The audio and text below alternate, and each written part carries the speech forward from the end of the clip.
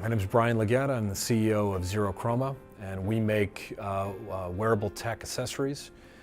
So we like to wrap ourselves and our products around phones and tablets. It all provides what we consider a revolutionary and empowering solution to the consumer.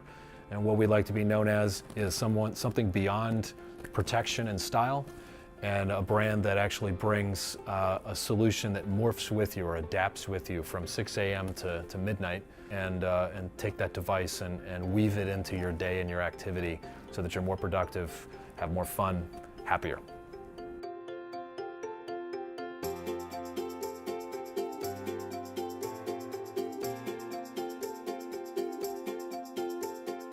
Are we more product focused or more process focused? I'd say at the beginning of the company, very product focused.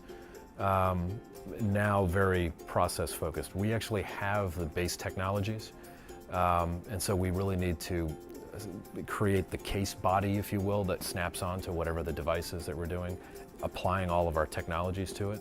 And so it's really, now it's about refining the supply chain, pulling costs out, setting ourselves up for growth from a human standpoint, a capital standpoint, a process standpoint, systems.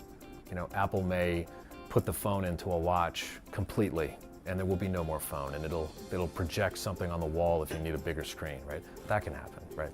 Anything can happen. So now I'm paying attention to what's happening in the market and trying to look 5 years out. So everything that I'm doing right now and have been doing is with an eye for what the market needs 5 years from now. And if I start to see something change, I'm gonna move.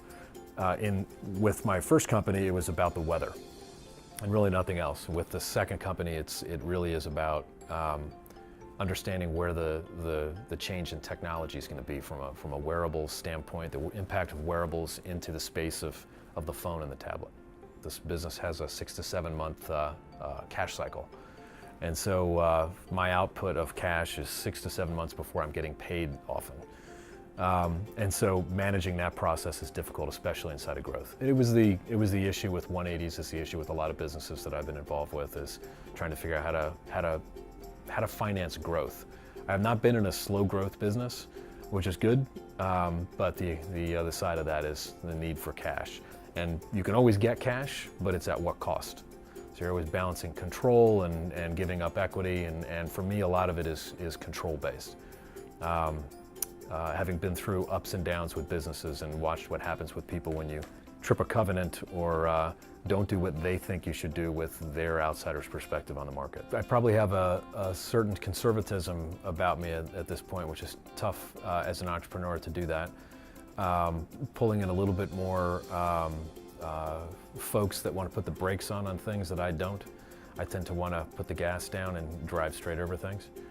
And so I talk a lot about when you have success, don't have success, and I've had success and don't have success several times. You really get to know yourself much better. And some of the things that I've recognized about myself is that I really need somebody with the brakes on next to me.